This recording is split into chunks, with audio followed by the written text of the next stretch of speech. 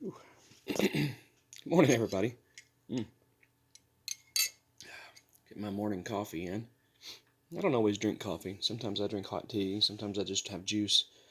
I feel like, and I've always felt like, an apple always wakes me up in the morning. So I got to reading on that, and your average size apple, a little smaller than your fist, or my fist anyway, and I'm a medium sized person, um, is like drinking 2 cups of coffee. Scientifically proven the fructose acid, all that will wake you up quicker naturally than your coffee will, adding sugar and everything. At any rate, yeah, going to do something a little bit different today. Today I wanted to do a recommended reading and suggested listening all in one. So this is a lyric book from 1964 to 2008 of Paul Simon. And wouldn't you know, about a decade ago, I was at Dollar Tree and they had stacks and stacks of these books for $1 each. And it has his songwriting, his lyrics in it, all the way from his golden age to now. I mean, anything you can think of in here. Richard Cory, um, Sound of Silence, uh, Still Crazy After All These Years, Wednesday Morning, you name it. Wow. Bridge Over Troubled Waters. I made the mistake. I had a Dylan songbook similar, except it was paperback, and I made the mistake of uh, loaning it out.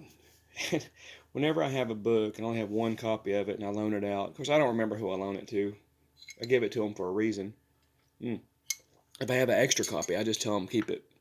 But I was lucky enough to buy about 20 of these, and for Christmas that year, I gave them as gifts. Um, One person I count a longtime friend that I've known since the middle portion of high school.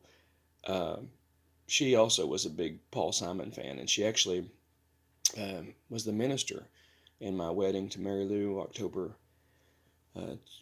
21st of 2017.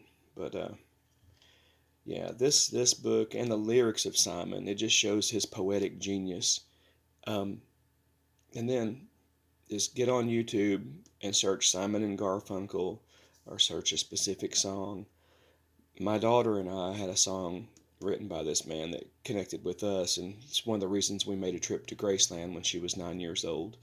And it's called Graceland by Paul Simon. It's one of his later works, but had the opportunity to meet Steve Martin about a half a decade ago when he was traveling with the Steep Canyon Rangers. They'd won some Grammys and were touring, and um, Steve Martin and Edie Brickell released an album together, and they toured together, and it was a really phenomenal album if you've never listened to it. But Edie Brickell is married to Paul Simon. So when I met Steve Martin outside the tour bus, Paul Simon kind of snuck into the tour bus, turned around and waved at everybody.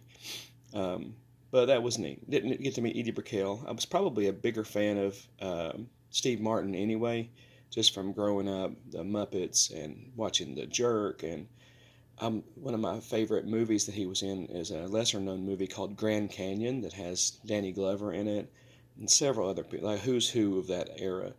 But here we have Paul Simon.